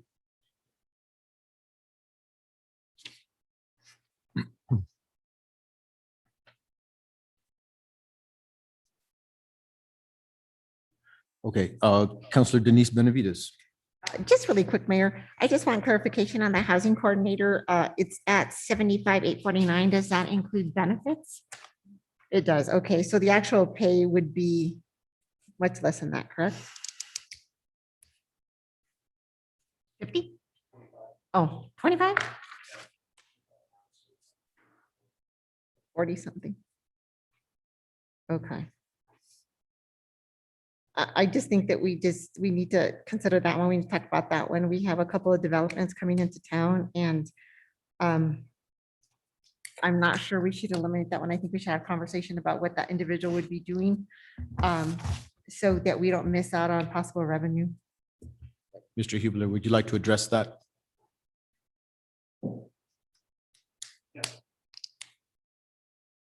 So the housing coordinator position that we proposed it was actually filling part of what we hope to do with the building inspector position. So the update that we have on that, that position was frozen last year because of COVID. We, as part of what's required from the city to get that person back, is going to be a partnership. We have to provide not only building inspection, but also capital. We started the conversation back in the fall of 2019 with him. Help staff and cover those other plumbing and electric inspections consistent with their program. Because of COVID, we not only froze our position, they froze this person teaching, and so delayed that by a year. So they're hoping to start that this fall, and won't be ready to kind of partner with us until at the earliest the year from now, probably. So part of that person's role was designed to do not only the building inspections we have, but also work on kind of our existing housing stock. So the housing coordinator position we proposed picks up to that, deal with the existing substandard housing stock in the city. That's our accommodations and our uninhabitable housing. So that's a portion of the job. We figure somewhere just under half, probably just over half is what Councilman Benavides was talking about, and that's working on actively pushing housing development on new housing, both low income housing, but also market work. That's what that person will be doing. In our office, we're dealing with helping get our existing housing better, and then also create opportunities for developers to build new houses and potentially, take the cities that take the lead on some housing developments as well. Councillor Justin Salazar Torres. Thank you, Honorable Mayor. We could probably stay here for another 2 hours going over this. Have we picked a dollar amount yet? No, sir, we haven't. There have been different suggestions. The first suggestion is from Councillor Peggy Sue Martinez for the 575, 237 plus the frozen clerk, which is another $50,000. Then we have a recommendation to continue to add the firefighters at 140 and keep the work, what is it?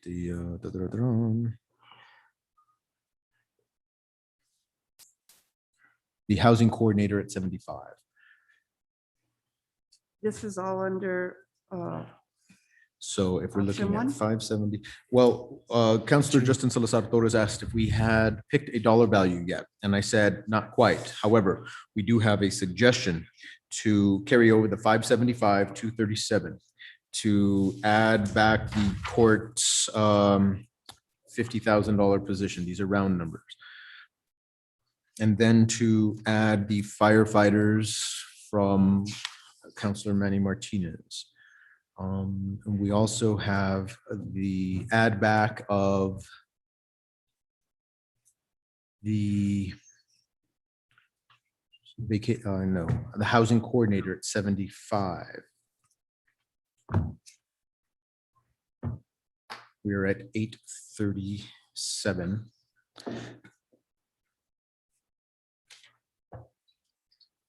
Which is higher than the 679 that we were originally interested in keeping. So follow up on that. Is there a way with these recommendations, Mrs. Ortiz, that you can plug in these figures so we can see them right off hand, or will that take a while? As far as the labor portion, that does take a while because I have to be flying. Okay. Non-labor is pretty, I mean, I can do it if you want to verify. But, and just for clarification, I think if I'm correct and I did the quick math, we're at having to carry over 837,152. And yet the highest carryover that we were suggesting earlier was 697.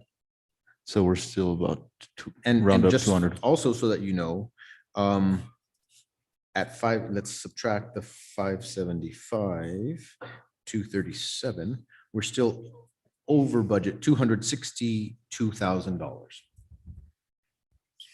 Councilor Manny Martinez. Thank you, sir. Just a quick question for Mr. Hubler. On that area where it says building inspector on hold for FY 22, you have increase needed for fund economic planner. Is that, So our proposal to, or perhaps proposal to the budget process was to, instead of bringing back the frozen housing inspector position, was to do two positions, one for economic opportunities planner and one for the housing coordinator. The economic opportunities planner would take the lead on downtown redevelopment, the metropolitan redevelopment area, and those kind of non-housing things, as well as help market Espanola as the great place that it is, really. So help work on the marketing and public information side, supporting public work at the city manager. So that was my proposal. I'm not sure how how those two positions kind of shook out and all the numbers that you guys were looking at. would we be able to partner with Northern College as far as economic development and as far as marketing? So this is more specific to kind of the needs that Espanola as a city has. And so it's not relying on, I mean, we'll certainly partner and collaborate on individual projects. Those proposals are fully funded. And I just, That marketing kind of bit is a small 15 to 20% of the job, or major really economic development. We've been heavily reliant on Rio Grande County to provide that service to us and do kind of their shake up staff. We're expecting that it's going to take a little bit of time to have that benefit. And certainly we've got agents in the city that are not just through. that was going to be my comment as well, with the economic developer leaving the county of Rio Arriba, who has at least participated with the city with that position leaving, makes it a little bit more important for us to become more independent in that direction. Counselor, Richie. Thank you, Mayor. Question regarding the economic development. What has looking at the track record on the county and their hurdles do we have the same hurdles with our economic development personnel? I mean, I hadn't seen a lot of in the last few years from what's the hurdles? That's actually my question. What are the hurdles, and are we really going to be able to overcome those to bring in businesses here? Yes, so economic development is never a certainty, obviously. We've got a different focus on the city than the county does. Just as far as kind of the industries that we expect to be present here, sort of the opportunities for development that are present here. Our big push right now as a city, and certainly in our office, is around the west side and kind of our historic plaza redevelopment. The metropolitan redevelopment area that we designated last February kind of got paused. That was the first step, the very beginning step of a two-stage process. Normally you would roll from outlining the area, which we did February 25th, right before COVID, right? To then going into all kinds of public engagement meetings and identifying projects and identifying, all kinds of different things, from tax districts to special bonds.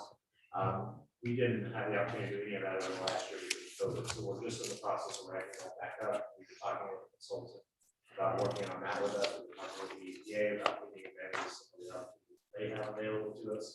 So we're kind of getting back in the gear on that. We need a person to kind of take it and run with. So that's the big focus is the Walmart area is going to continue to develop itself, period. That's got a market draw, especially for out of town businesses, because there's another economic benefit with your chain being as a certain proximity of the Walmart. And so that, kind of does its own thing. We've got another 85% of the city that we need to work on, particularly this happening. Right, exactly. So we do have better opportunities for the economic development manager to be successful and not just say you're it and go out and hunt. We have something for them. I believe so. Yeah, we've got a lot of opportunities. We have a good amount of land. We're pushing more. Some of that's going to be housing, development. We've got some commercial development and redevelopment, and particularly working with our private property owners. Right now, 80% of the businesses on San Oñate in this kind of downtown section are vacant. They're certainly available. So working with somebody who has that skill set of the time to do the networking necessary to bring folks in there, or to develop, kickstart our local businesses to move up. We've got several that we've seen, even over the course of the last year with COVID. It started in a small location. Now we're coming out of those, upsize it to a better location. Just in the past 3-4 months, we've had half a dozen existing businesses relocate within the city. So we want to promote those kind of things and build on the successes we have. And not seeing the salary, are we going to be competitive to bring somebody in to be aggressive? Because that's what it's going to take, is they got to be aggressive in self-starting. It is going to require somebody that sees the opportunity in Espanola. That's why I'm here. That's what our office relies on. Is not necessarily everything we currently have. So we propose a salary of 25 for both of those positions. It's not, what Alamos is paying. It's not what Santa Fe County is paying. But it seems fair for, the region here. And we'll just do what we can with that. I certainly love a salary that allowed us to pay up to 30 for that position. But that I didn't know how reasonable that was. So I put it at 25. Thank you. We're going to go next to Councilor, and I'll just give a quick order so that way everybody knows. It's Councilor Peggy Sue Martinez, Councilor Manny Martinez, Councilor Denise Benavides, and then Councilor Justin Salazar Torres. I'll yield for right now, Mayor. Thank you. Councilor Manny Martinez. Thank you, Mayor. I just feel that this is a very important position, looking to the future, because we've always talked, and if we haven't talked, we've heard about how we want to bring economic development to our city, how we need economic development. We talk about how we need to increase our revenue, whether it's GRT or any other way. But the only way we're going to do that is by developing the city into what its full potential can be. And so it's hard to say, maybe we should look at passing on a position like this for another year, because I really do feel like this is something that we have to look at as a future. It's something towards working towards our future. You pay your college and go to college, not for the moment, but you do it for your future. And that's kind of what this is. And I think of an old saying, you're not going to find a girlfriend sitting at home. You got to get out there. And that's what we need to do. We need someone that's going to be willing to get out there. We can't just sit here waiting for economics to knock on our door and say, hey, we'd like to develop in your town. We need someone that's going to be, like Counselor said, be aggressive. That's going to be out there looking. So I really find it hard not to look at that type of a position and not feel like we don't need it, especially for the future, sir. Thank you. Looking at my job qualification list. There you go, sir. Councilor Denise Benavides. Thank you, Mayor. I want to add to that, and I just want to kind of give an overview to my fellow counselors to understand not only what's already been said by Director Hubler about the position, but in conversation with both Director Hubler and Allison, the bigger picture is that, I would like to see definitely an affordable housing program. I'd like to see inclusionary zoning. I would also like to see a program that the city would manage. That I sent some information to Director Hubler. We can't do it this year, but we hope to do it maybe next year or the following year, where we get a big lump sum of money from CDBG. That lump sum money, some amount of money would allow us to create a DPA, down payment assistance program. It would allow us to pay for rehab. It would allow us to knock down and rehab old buildings. It would allow us to promote and increase economic development. If we could get a person that could manage a program like that, we could get so much done in this community. I think that we need to plan for it, and I think we need to go for that type of funding. I believe we can get it. Councilor Peggy Sue Martinez. I totally understand where everybody's coming from. The wish from this governing body is definitely that Espanola grow. And like the conversation that I had with Mr. Hubler earlier is that there's two ways to grow Espanola. One of them is to annex certain areas that are checkerboarded throughout our community, especially in the Llano area, in the Ranchitos area. And then the other one is to grow the business part of things. And I feel like housing is directly related to the economic development, because when you build new homes, businesses take interest in the situation, and businesses will come when there's new homes and more people will move into the area, thus your GRTs grow. So I think in that way, there are two ways to think about it. One, definitely growing that checkerboard area, wrapping that around, making that water and wastewater system stronger in that corridor. And then also growing the economic side of things. And I believe that the key to that really is on the west side. So I totally agree with what everybody's saying. I just am a realist when it comes to the numbers. Like, let's look at it in the situation as a reality. Where are you going to pull that from? I'd like to hear some suggestions on that, please. Thanks. Thank you, Counselor. Counselor Justin Salazar Torres. Thank you, Honorable Mayor. So I think we all have had our recommendations and so forth, but for the most part, some of us have. I'd like to recommend, I'd like to think that we're still in recovery, right, from COVID. We haven't fully recovered. I think we're just at the very premature stages of this. I do not even know why we're considering anything else other than a flat budget, versus, I guess I would say version 2, option B, which the only increase to the budget would be the total labor of 87,287 for the minimum wage increase and the peer increase, and then the total non-labor. Other than that, it seems like a pretty flat budget other than that option, correct? Mrs. Ortiz? That is correct.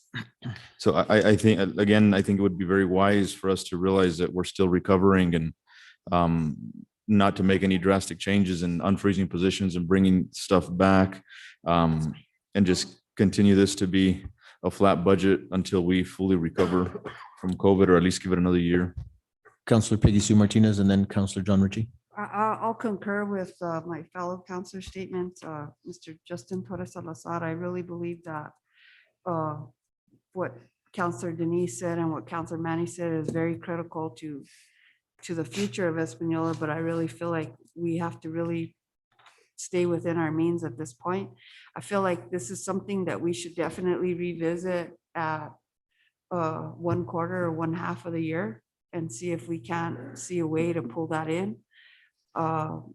Definitely down the road, I really feel like this should happen. Thank you. Counselor John Ritchie. Thank you, Mayor.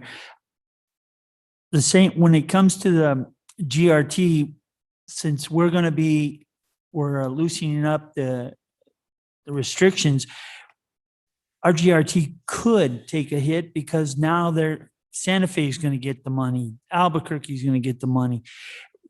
That's what I'm worried about, is that, we were forced to stay home and we survived and we did a good job. I wish that our community was educated and would stay here with their money, but that's not going to be the reality. So I'm nervous regarding our GRT this coming year. Is it going to maintain? What's your thought? Counselor John Ritchie, Honorable Mayor, members of the governing body. So as you've seen in our monthly update reports, we have seen our GRT trending anywhere from 3 to 5% from this time last year. So, if we continue on that trend, and I'm hopeful that we will, with everything that's, opening up, all the stimulus money that's being released, I'm hopeful that our GRT does continue to trend upward. Follow up. I'm hoping the same thing, but we're now going to be able to move out, be more comfortable going out of the market and going into Albuquerque more often, in Santa Fe. People were more restricted, and that's why we survived. And so that's why I'm just cautious. All right. So apparently it looks like we have, if not consensus, at least the begrudged idea that if we carried over 575, 237, we would be at a flat budget. And in a sense, unfortunately, nobody kind of gets what they really want. Is that the direction that it appears we are headed? Counselor Justin Salazar Torres? I'm gonna say yes, Mayor. That's the direction I would like to go. Again, it's unfortunate that we're still recovering, but I believe that is the wisest path we can take. Mayor Pro Tem. Thank you, Mayor. I'm also in agreement. How much I don't like this. I think we do need to be conservative at this time. Counselor Ritchie, in reference to the GRTs as well, mentioned from experience in the past, we forecasted much more than we've actually gotten the GRTs. And it has hurt the city in the past. So going back to the flat budget again, I don't really like this, but that's probably the most responsible thing we can do at this time. And as mentioned before, maybe we could look at this at the possibly the half-year mark and revisit and see where we're at. Thank you. Any Counselor Manny Martinez? Thank you, sir. On the GRT, what was our GRT in 2019? Ended, like, what did that look like as compared to where we are now? Because I think that's what would we probably be looking at if we were to go back to the trend, as Counselor Ritchie has stated.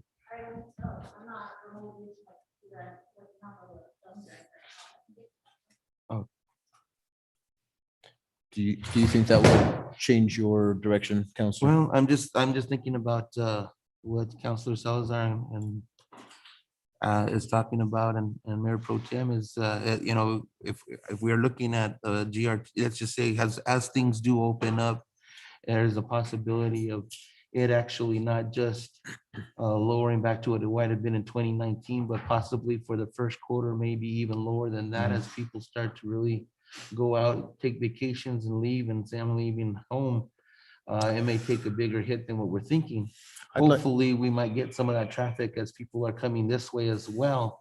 So it's, you know, it's really hard to tell, but I do understand what my fellow councilors are saying about having to be responsible when it comes to this budget, especially since, as Councilor Torres has stated, we're still in recovery, and not until we take a good look at, once things start to open, what our GRT is going to start really looking like. So I still feel we need that, the firefighters in there. I still feel we do need that. But I'm just at a kind of like wondering where we would be at with that GRT, because if we do take a big loss, we could be looking at creating something that we're not ready to or prepared for. Thank you. I'll give a very quick idea, and I'm very hopeful for this year. I think that it is going to be one that we haven't experienced in the past. GDP was up 7% first quarter US. My real hope, desire, and true confidence in our economy is actually very great. But I think that the way to approach it is already recognizing an increase in GRTs this year over next year, or this coming year versus last year. But I think it's important to recognize that what we will be hampered by isn't anything specific to our area, but it is something that will hamper progress and economic activity throughout the state and throughout the country. And that is a true labor shortage. And that is going to really keep, I think, a throttle on growth in sales anywhere. So that is what worries me more than opening up or feeling afraid or all of these other things. I think that the vaccines have proven extremely effective. I think that those who are vaccinated will show even decreasing rates of folks transmitting the virus to each other. I think that we will see a great New Mexico spring, as it were, in terms of people getting out. But again, what will hamper growth is a true labor shortage that we'll experience, as well as true increases in inflation.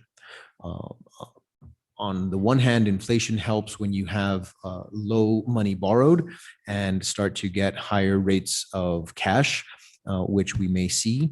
But I think that if we are going to be true to ourselves, we could fight tooth and nail for one item, two items.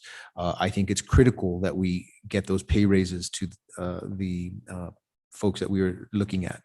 Others think that it's just as critical, if not more critical, to see money go to different locations in different areas.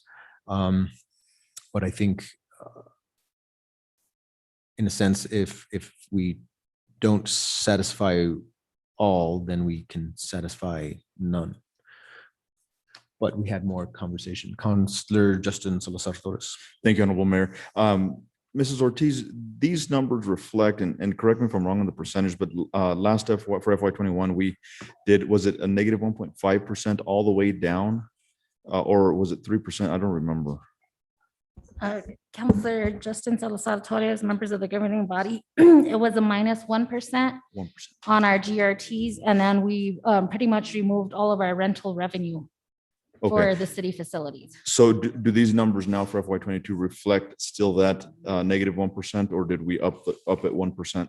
We upped it 3%. So now we upped at 3%. Okay, because I was gonna say, Councilor Manny Martinez, there's our cushion then if these numbers reflect still the negative 1%, but in that case, we. Because you'll see down below the 467, 685 right here. That's what we're projecting. So like in local GRT taxes, we're projecting a $210,000 increase in state taxes, 254,000. Our rentals, 13,000. And then the other one was a decrease because we had decreased investment income by 40,000. We increased the fire fees by 10. And then we increased league fees by 20,000. So it was a net negative 10. Okay, thank you. And Honorable Mayor, follow up. So on our agenda, is this just a discussion item or action item to move forward with this? Because it's not clear. I think what we can do is vote on a recommendation to take this to our full council meeting tomorrow. We won't vote on accepting it as the interim budget, but we can vote on making this recommendation So tomorrow. Honorable Mayor, I'd like to make a motion to send this to full council for tomorrow's meeting regarding this of version 2, option B. Second the motion. We have a motion and a second. Is there discussion? Under discussion, did the agenda state that we would be voting on it? Well, all we're doing is making a recommendation to take this to full council tomorrow, at which point we will adopt it and vote either for or against using this as our interim budget. Okay. Councilor Denise Benavides. Thank you, Mayor. Just really quick, do we want to do that before we continue the discussion about how we may utilize some of that funding that we got?